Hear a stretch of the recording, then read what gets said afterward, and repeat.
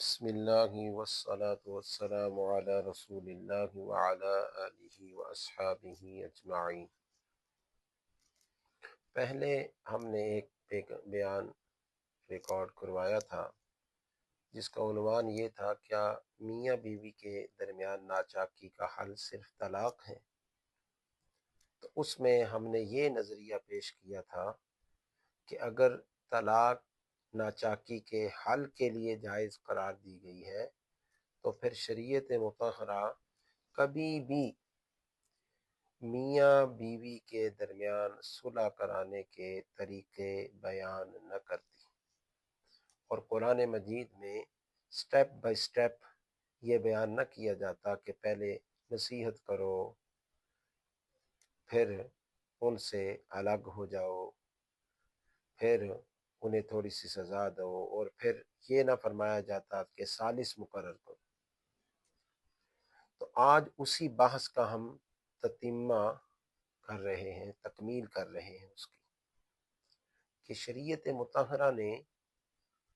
ہر ایک کا حق بیان فرمایا ہے۔ شوہر کا بھی حق بیان کیا ہے اور بیوی کا حق بھی بیان کیا ہے۔ جیسے یہ ترمذی شریف میں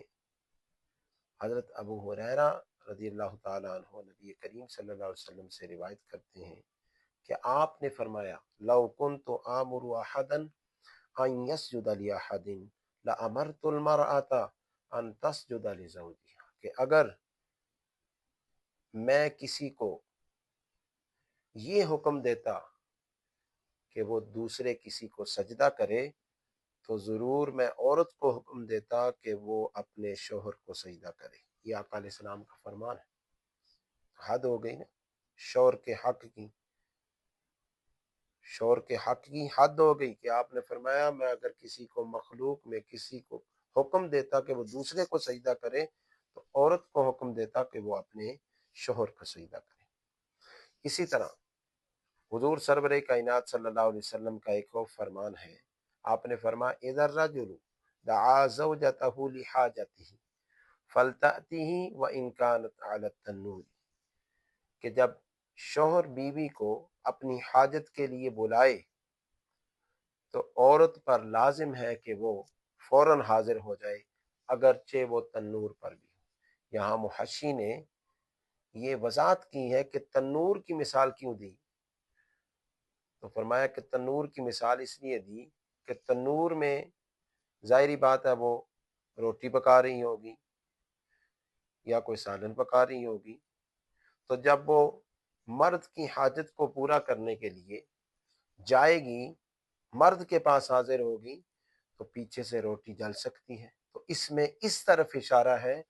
کہ مال کا نقصان بھی ہو جائے تب بھی اگر مرد اپنی حاجت کے لیے بلاتا ہے تو عورت فوراً اپنے شوہر کی بارگاہ میں حاضر ہو۔ اسی طرح عورت کو مژدہ سنایا اس بات پر کہ اگر اس کا شوہر راضی ہے، فرمایا ایما امراتن، یہاں دو نسخے ہیں، ایک نسخے کے مطابق ماتت کا لفظ ہے، ایما امراتن ماتت وزوجها عنها راض دخلت الجنت، حضور فرمایا ہر ایسی عورت جو فوت ہوئی اور حال یہ تھا کہ اس کا شوہر اس سے راضی تھا تو وہ جنت میں داخل ہو جائے گی۔ تو دیکھیے یہ شوہر کے حقوق بیان ہو گئے، اور پھر آقا علیہ الصلوۃ والسلام نے ازواج مطہرات کے ساتھ حسن سلوک کر کے شوہروں کو بھی یہ سبق دیا ہے کہ اپنی بیویوں کے ساتھ ایسے رہو، جیسے حضرت عمہ عائشہ الصدیقہ عفیفہ سے آقا علیہ الصلوۃ والسلام دوڑ کا مقابلہ کرتے تھے، کبھی آپ جیت جاتے کبھی وہ جیت جاتے۔ اور پھر اما عائشہ فرماتی ہیں ایک دفعہ میرے بھائی حضرت عبد الرحمن آقا علیہ السلام کے سامنے کھڑے تھے، مسواک تھی ان کے پاس، مسواک کر رہے تھے، تو میں نے دیکھا آقا علیہ السلام غور سے انہیں دیکھ رہے ہیں، تو میں سمجھ گئی کہ آپ صلی اللہ علیہ وسلم کو مسواک چاہیے، تو میں نے مسواک لی اور اپنے دانتوں میں نرم کر کے دی، کیونکہ حضور سرور کائنات صلی اللہ علیہ وسلم मर्ज में मुब्तला थे। तो जब मैंने नरम करके दी तो आका अलैहिस्सलातु वस्सलाम ने मिसवाक की, और अम्मा आयशा फरमाती हैं मैंने इससे पहले इस तरह आप सल्लल्लाहु अलैहि वसल्लम को मिसवाक करते हुए नहीं देखा। तो गोया आप सल्लल्लाहु अलैहि वसल्लम ने अम्मा आयशा तो सिद्दीका अफीफा के चबाने की वजह से ज्यादा मिसवाक की, शायद ये हजरत आयशा अम्मा आयशा तो सिद्दीका की दिलजोई के लिए। इसलिए आका अलैहिस्सलातु वस्सलाम ने ये भी फरमाया, अकमलुल मुमिनीना ईमानन अहसनुहुम खुलुकन, तुम में से ईमान के एतबार से ज्यादा कामिल वो शख्स है जिसके अखलाक अच्छी। व खियारुकुम लिनिसाइहिम, और फरमाया तुम में से बेहतर वो है जो अपनी बीवियों के लिए और अपनी औरतों के लिए बेहतर है। और एक मकाम पर बुखारी शरीफ में फरमाया मैं तुम्हें औरतों के बारे में भलाई का ही हुक्म देता हूँ और वसीयत करता हूँ। फरमाया इनकी पैदाइश पसली से है, और पसली का जो ऊपर वाला हिस्सा होता है वो टेढ़ा होता है। अगर तुम इन्हें सीधा करने की कोशिश करोगे तो ये टूट जाएंगी। ये एक हिस्सा मैंने बयान कर दिया। तो ये भी क्या आप सरवर कायनात सल्लल्लाहु अलैहि वसल्लम हुस्न माशरत सिखा रहे हैं मर्द को। अगर कभी कोई छोटी मोटी बात हो जाती है, नाचाकी हो जाती है, तो दरगुजर करो, दरगुजर कर दो, अच्छे सलूक के साथ आपस में रहो, चाल चलन उठना बैठना अच्छे तरीके से रखो। और फिर एक मकाम पर आप सरवर कायनात सल्लल्लाहु अलैहि वसल्लम ने एक जुज में बयान करो इस हदीस,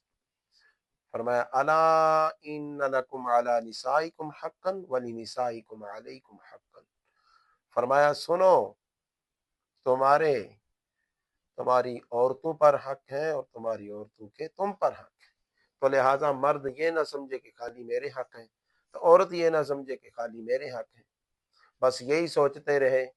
और हुकूक अदा ना किए तो फिर क्या है, अनबैलेंस होकर फिर मामलात खराब हो जाते हैं। इसलिए हर बंदे का अपना हक है, ये भी नहीं सोचना चाहिए। घर में माँ बाप हैं, बीवी बच्चे हैं, ठीक है, तो हर एक का अपना हक है। वालिदैन के अपने हुकूक हैं, माँ के अपने हुकूक हैं, बाप के अपने हुकूक हैं, बीवी के अपने हुकूक हैं, बच्चों के अपने हुकूक हैं, शोहर के अपने हुकूक हैं। जब आप हर एक को साथ लेकर चलोगे तो तब ही एक अच्छे मुसलमान और रसूलुल्लाह सल्लल्लाहु अलैहि वसल्लम की सीरत पर चलने वाले मुसलमान समझे जाओगे। वगरना अगर हम अनबैलेंस कर देंगे, एक तरफ झुकाव करेंगे, तो फिर दूसरी तरफ खराबियां होंगी, दूसरी तरफ करेंगे तो पहली तरफ खराबियां होंगी, तो फिर मामलात सही तरीके से नहीं चलेंगे। इसलिए हमें चाहिए हम कम से कम दीनी उलूम के साथ वाबस्ता हूँ, अहादीस के साथ, सीरत के साथ, ताकि हमें पता चले कि हुजूर सरवर कायनात सल्लल्लाहु अलैहि वसल्लम का अपनी अज़वाज के साथ और अपने जो दोस्त सहाबा किराम जो है उनके साथ और अपने रिश्तेदारों के साथ आपका चाल चलन, उठना बैठना और रवैया कैसा था। अल्लाह ताला से दुआ है अल्लाह ताला हमें अमल की तौफीक अता फरमाए।